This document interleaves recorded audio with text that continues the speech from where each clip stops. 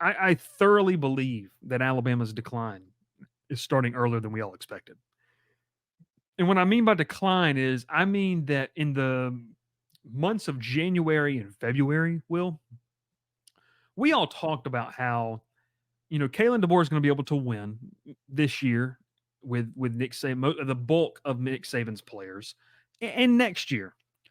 But in 2027, 2026, 2027, I think that's really where you learn about who Kalen Deboer is as a program builder at one of the most elite programs in the country. A program that the standard is so high that he'll never be able to reach it.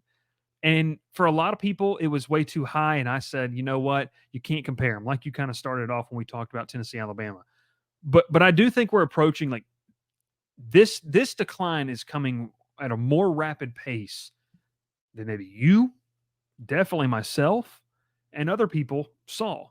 When DeBoer was hired, Will, I think you kind of talked about on the show a little bit frustrated as an Auburn fan because you're like the guy's a winner. But one thing we're seeing is the things that made Alabama so hard to beat. It wasn't the 5 stars because teams had 5 stars and they could go play them. It wasn't the game plan, the scheme, because teams had great game planners and great, he had a tree that had some of the best coaches we've seen in the past 15, 20 years. It was the small details that made Nick Saban led teams so impossible to overcome and beat. It's why everyone rushed the field against them because you felt like it was a once in a lifetime opportunity to beat a guy that rarely made a mistake. And going back to the Vanderbilt game, seeing it some in the South Carolina game, and then obviously see it rear its head here, it's beyond just the penalty numbers. It's the discipline in your assignments. It's the discipline in where you're playing and doing your job. It's just the overall discipline of a team that you expect to see out of, and I'll call out the team I cover, you expect to see out of an LSU. Like you expect to see out of, Texas A&M, out of a Georgia where they're maybe not as dedicated, or disciplined to that certain point, but never would you have seen that. And I think that's the fine line. I think Kalen DeBoer is a good coach. I hope that his coaching reputation isn't completely tarnished by what happens in Tuscaloosa because, like we said, those mile markers are so ridiculous for him to ever hit.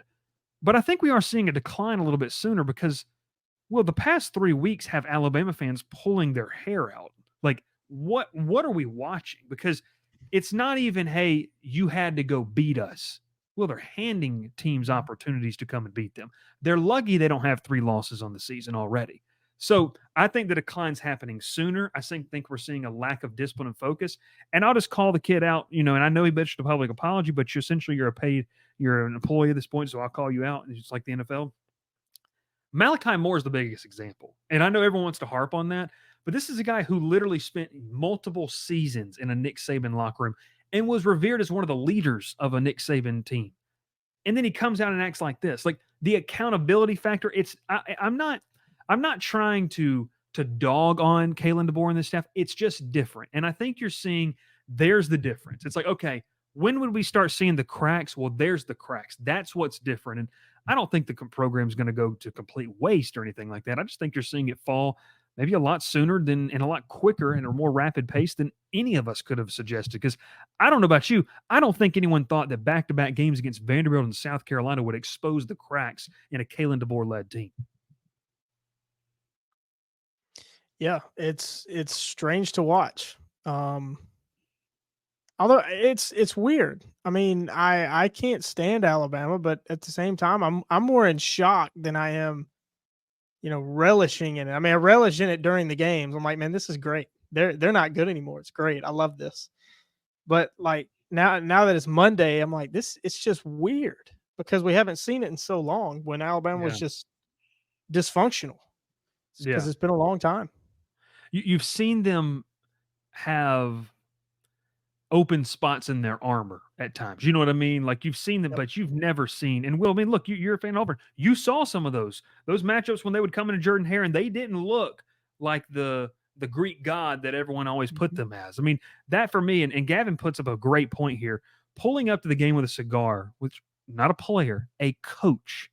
Pulled up to the game, walked in with a cigar in his mouth. Wouldn't happen, not just Saban in his opinion. Gavin, I agree with you. I mean, it's just there's some loose ends. And the job of Kalen Deboer and his job in Tuscaloosa and how, with the longevity of his time there, will depend on how quickly and how fast he can tie up those loose ends. I'm not talking about firing or hiring. I'm just talking about understanding that just because all these new faces walked in and wear that color and wear that helmet, it doesn't mean it's the same thing. And you still have to go out each and every single day and live up to that standard. So that's my takeaway of the week. Yeah, I mean, you can say that this was part of the problem, because I think I said it a couple times. He's never coached in the South. He's never been in the Southeast anywhere near it.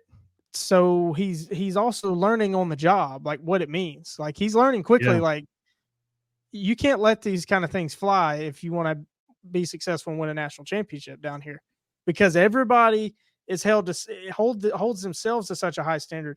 You got Yeah. to hold yourself to a higher standard. So it's the little things. So the little things don't cost you, right? And can say the same things about Auburn. It seems like the little things is costing Auburn right now. It's just the difference. It's small margins in the SEC, and Yeah. and DeBoer's having to learn those.